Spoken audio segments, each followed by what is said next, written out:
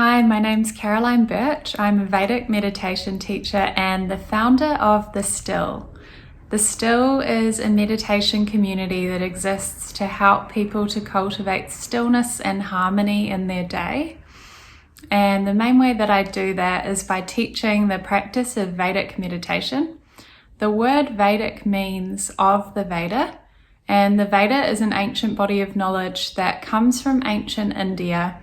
Though the knowledge and the practices themselves aren't Indian in nature, they're universal practices and knowledge that we can apply to our lives, to live our lives in a way that are more in sync with the laws of nature and the tides and seasons of nature, and really help us to live in a way that is harmonious, where we're optimizing our unique gifts and talents and really having a positive experience of life. What I'm here to do today is to connect with the Yes Queen community, which I'm really grateful for the opportunity to do. So big thank you to Sarah and the team for inviting me to connect with you all about a topic that is something I'm really passionate about. It's something I've done a huge amount of work on myself and continue to work on every single day. And that is the topic of self-worth. And I've given a lot of thought and reflected on this topic in advance of recording this video, and one of the things that came up for me was if I was to wait until I was in a place of perfect self-worth, if that's something that exists, where I felt completely 100% happy with where I was, and I felt like I was out there claiming everything that I desired for myself and living my absolute best life, then I probably would have never recorded this video. And I think that's a really important thing to share, because there can be this kind of illusion, especially in the world that we live in today, where we, put our highlight reels on social media and perhaps sometimes don't share that more vulnerable side of ourselves with the people that aren't, our kind of main support people in life, that we've got everything figured out, and, we feel really comfortable in our skin and we're having a great time and we're ticking all the boxes and, we've kind of got it made. And the reality is that for most people, that's not the case. And so when we find ourselves in this kind of mode of comparison, which I certainly still fall into sometimes myself, comparing ourselves with the image that people are presenting of themselves on social media, it can really lead us to this place of not feeling good enough, and like we haven't really sorted things out in the way that the people around us have, and that leads us to feeling less than and not good enough. And it's so common. I talk to so many people around me, people who I've taught to meditate, and friends and family, and it's such a common experience. It seems perhaps more so for women, but that just might be that we're a bit more vocal about it, of feeling like we are not good enough to have the experiences that we desire, or to claim for ourselves what it is that we really want out of this life. And so what I want to do for the next wee while is share from the Vedic tradition. So as I mentioned, the Vedic tradition hails from ancient India, and it's a body of knowledge. It's not religious in nature. It's simply a wisdom tradition, which has different practices that come out of it. So Vedic meditation being one of them, the practice that I teach, which is a simple mental technique where we use a mantra, a sound, to rest the body deeply and in turn settle the mind down and experience deep states of rest. So that's one practice that comes out of the Vedic tradition. Another practice is yoga asana, so moving the body in different postures, again to achieve that state of relaxation, harmony in the mind, to slow down the thinking process. So there's lots of different practices that come out of the Vedic tradition, and what I'm going to do today is share some of the wisdom that comes from this tradition. And though the tradition is, depending on who you ask, upwards of 5,000 to 10,000 years old, the knowledge is so relevant in 2020 or in our modern life. And, you know, for me, I'd done so much personal development work before I found this tradition, and continue to do so even as a teacher of Vedic meditation. And the thing that has really made a difference for me is the perspective that the Vedic tradition has offered.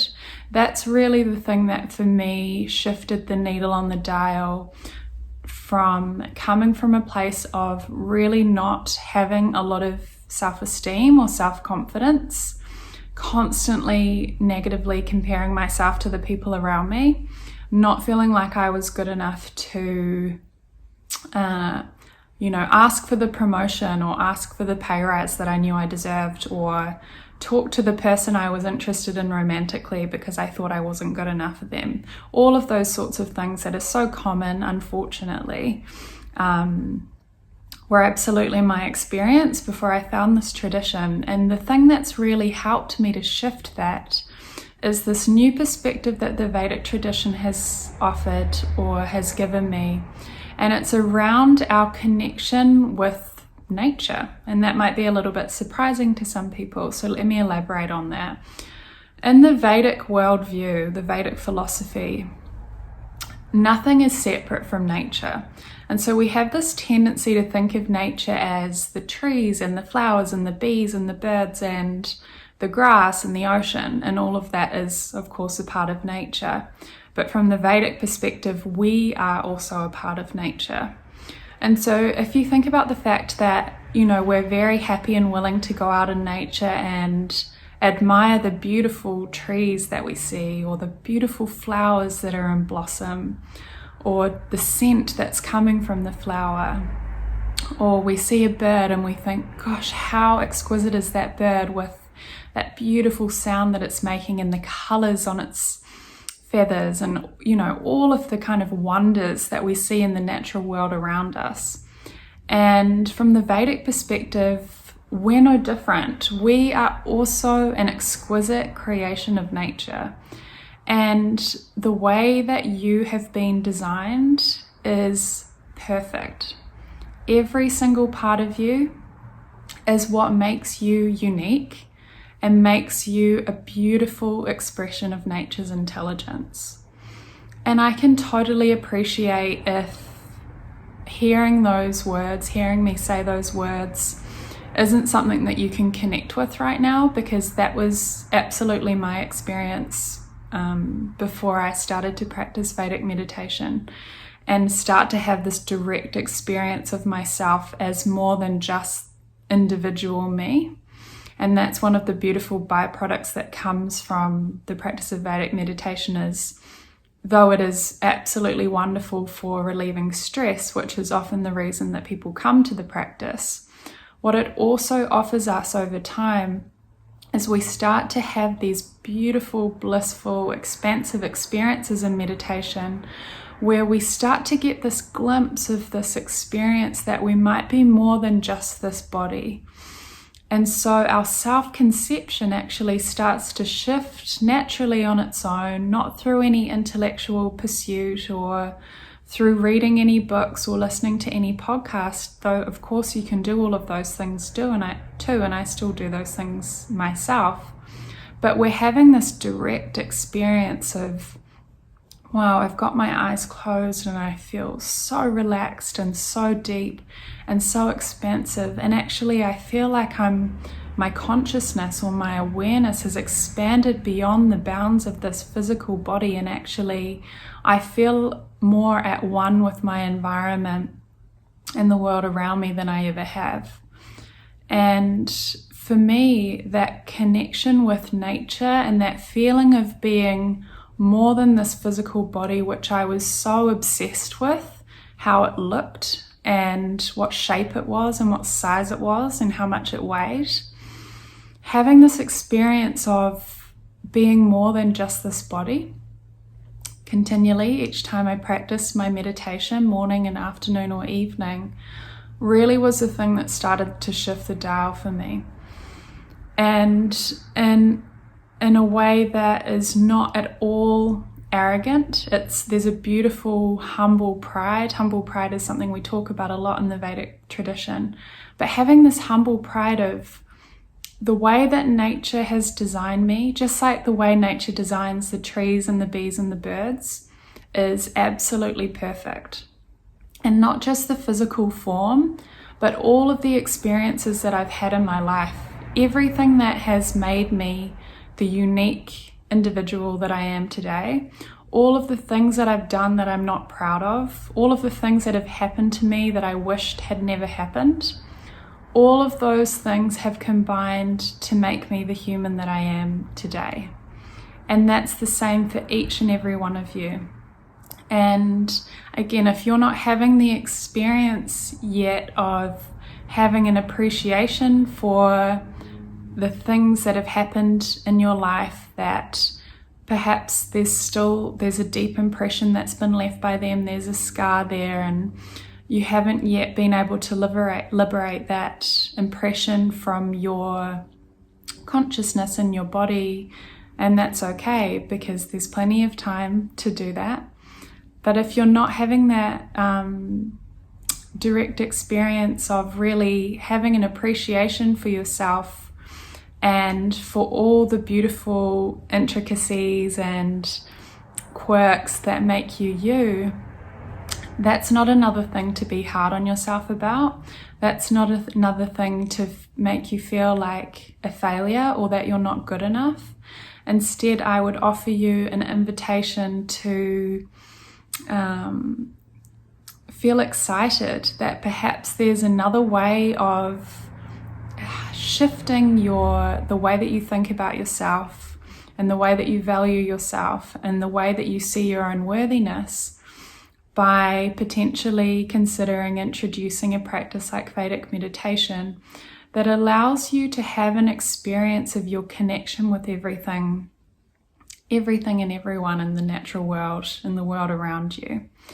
And it's through expanding that view of ourselves as just an individual in a body to one of the many, many beautiful creations of nature, creations of the cosmic intelligence that underlies all things in the universe, every single thing around us.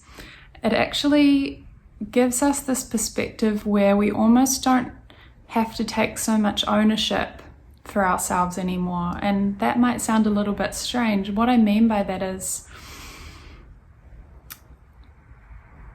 nature actually has created me with my unique gifts, my unique expression of me, the way that I interact with people, the gifts that I have, the quirks that I have, none of that is a mistake. And if you are in a place where you haven't yet identified what those unique gifts are and what the things are that you love to do in the world, again, that's okay. You know, a few years ago, I was in that position myself and really not having an understanding of, you know, why is it that I'm so sensitive and why is it that I'm this and I'm that? And it can take time to find that, and the key is being gentle with ourselves along the way. And what you'll find is the addition of a daily practice into our life can really, really be supportive of us in that journey to trying to perhaps identify what our unique gifts are and what we have to offer the world. Because another thing that has been my experience is if we're feeling really down and if we're feeling low and like we're not good enough, something that can really help to shift that is to be of service and to find a way to give something to someone. And it doesn't have to be a huge gesture. It might be something as simple as calling a grandparent and just sitting on the phone with them for a while and giving them some company. And especially in the times that we find ourselves in at the moment in 2020, offering someone some company and connection is one of the most beautiful things that you can do. So it doesn't have to be, I'm going to find a charity and go and do some volunteering or donate some funds if those aren't things that are within your means at the moment. It can be something really little. It could be something like planting a tree somewhere, anything that feels good for you, that feels like a way that you can do something that's not just for you, it's a contribution that you can make to someone else or to nature. Those little things also can really help us to dial up our worthiness. And I'd like to share or offer you a quote from one of the great Vedic masters in our tradition. His name was Swami Brahmananda Saraswati. We also refer to him as Guru Dev, which is a name that we often give to our teachers in the Vedic tradition. And the quote goes, "You deserve the best. Never feel unworthy or not justified in having the best. I tell you, this is your heritage, but you have to accept it, you have to expect it, you have to claim it.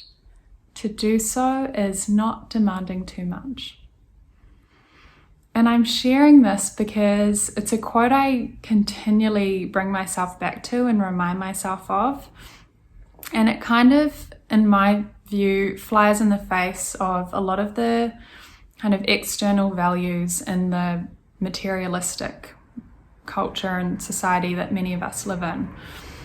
For me, how I interpret that quote and what it means for me personally is just in the way that you are worthy of having absolutely everything that your heart desires, and whatever that is. And you don't need to change anything about yourself to be worthy. You don't need to look a certain way. You don't need to dress a certain way. You don't need to own particular things to be worthy of having the best in this life. And what the best looks like for you might not be what the best looks like for everyone else. You might live in a place where what the society values is to get married, to find someone who you're going to spend the rest of your life with, and to have a family with that person and to purchase a house. And those are valued highly in society. And there's lots of people that want those things, and that's beautiful and pure, and there's absolutely nothing wrong with that. That's what feels good for them, and that's the best for them, and they deserve that. But for you, your heart desires something different, and you're worthy of having that. And what I'm trying to say here with that example, what I'm expressing is, you deserve what it is that your heart desires. And that's moment to moment, day to day, week to week, month to month, year to year. And that can change, and that's also okay. And you don't need to reach a certain milestone or have accolades or have a certain amount in the bank account or have a particular relationship status to be worthy of having what your heart desires. You are worthy of having that by virtue of your humanity and because of all of the beautiful intricacies that make up your unique expression of nature. And the onus in that quote, Guru Dev puts the onus on us to accept it and to expect it and to claim it. And for me, the reason I come back to that quote and find it really powerful is because before I learnt Vedic meditation and got in touch with this knowledge, I certainly didn't accept or expect or claim the best for myself. And one of the ways that manifested was finding myself in a work situation which was incredibly toxic, which was draining me physically and mentally and emotionally and spiritually. But I didn't yet recognize that I was worthy of having the best and that job situation was not the best. And so I continually scrambled to meet unrealistic demands and expectations. I worked ridiculous hours.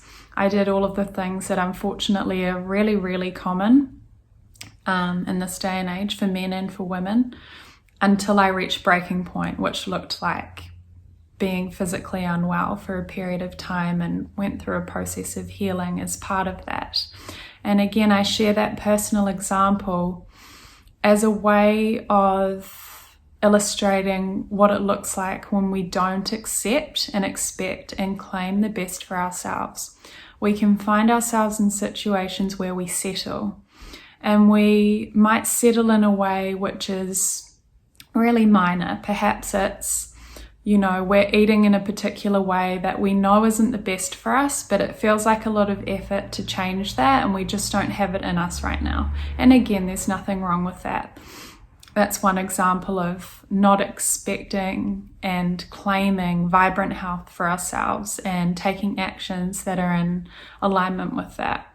And then at the other end of the spectrum, we've got being in an unhealthy or a toxic relationship or a work dynamic where we know that it's not good for us and it's doing damage to our body and our mind and our spirit.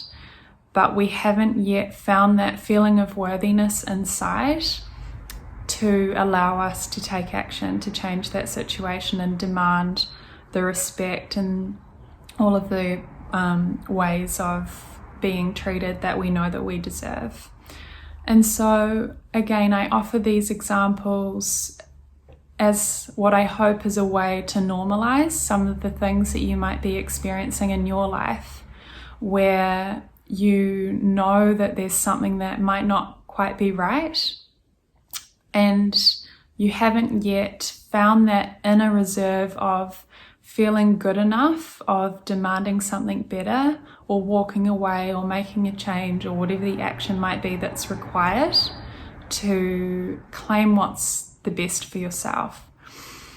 And so I would invite you to consider, in the way that I've mentioned, adopting a daily practice which allows you to get in touch with your true nature. It's the addition of something that's going to help you to cultivate self-sufficiency in your inner stability and your inner resilience, and ultimately your happiness levels, which is another beautiful byproduct of taking on a practice like Vedic meditation, is that we're actually changing the biochemistry in our body each time we sit to meditate. We're producing all the beautiful beta endorphins, dopamine, anandamide, oxytocin, all of those bliss chemicals that make us feel really good endogenously from the inside. And they also have the effect of neutralizing the stress chemistry that unfortunately is so present in almost every person's physiology on the planet, again, especially with the extra demands and uncertainty that exist in the world today.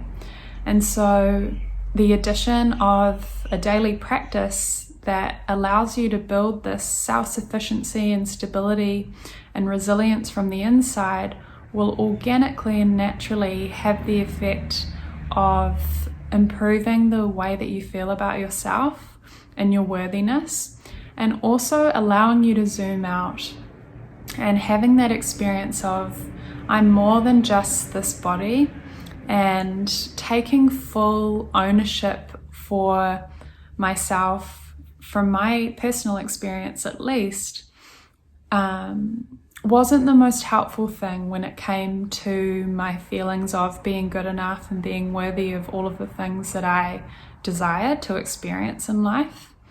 When I started to shift my worldview as I dived into the Vedic worldview and philosophy, and started to, through direct experience and through immersion and knowledge, understand that actually the way that nature has made me is perfect. And if I can cultivate this sense of humble pride for all of the unique characteristics that I have and all of the ways that I exist in the world, it just for me has allowed me to feel really good in the skin that I'm in most of the time, not always, because I'm not taking full ownership or authorship for the way that I am. I'm trusting in the fact that the way that nature made me, and all of the experiences that I've had in my life to date, and all of the experiences that I'll continue to have, are all absolutely as they're meant to be and as nature designed them.